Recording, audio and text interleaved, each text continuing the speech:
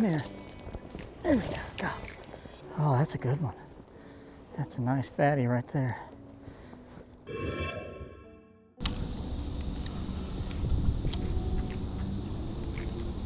Something I learned the last couple years is about a glide bait. It was something that big Western swim bait fishermen were always doing, and it really wasn't something in my arsenal. So the last few years, I've really spent a lot of time learning about glide bait fishing, and it's really fun.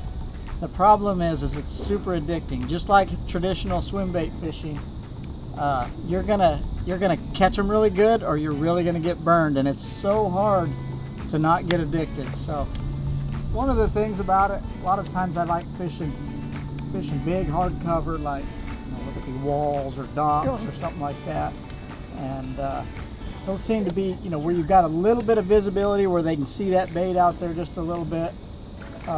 Seem to be like some of the best situations for it. That's a big one. And there's multiple times around the year, seasonally, where it seems to work well. There's not just one season. I like it when it's cold, but I also like it when the fish are up shallow spawning or post spawn. But it's a fun technique to get a really big bite. You just need to know when to put it down. As far as my retrieve, I like to keep my line tight. So depending on what speed you want to fish it, usually I'm winding, but on one part of the turn, I'm a little bit faster. I'm a little bit over exaggerated. So, but I don't want to throw a bunch of slack in my line, like if you were throwing a walking bait, like a Zara spook or something. It's not quite the same. You want to keep your line tight where it continues to glide. Now on top, Zara spook, you're trying to throw slack back into your line to get it to walk. But on a glide bait, it doesn't do as well underwater, subsurface, unless you have a little bit of tension on that line.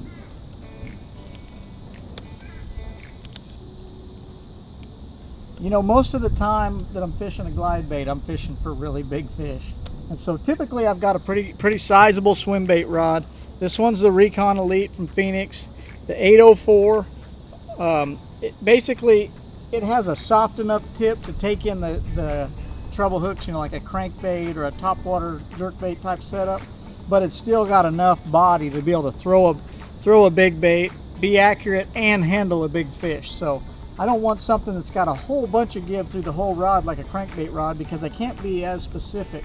And with your casting, I think with a glide bait, you really need to be more specific. You want to make sure it's gliding right up against the cover, right up against some floats or whatever you might be fishing. You want to make sure it gets right there.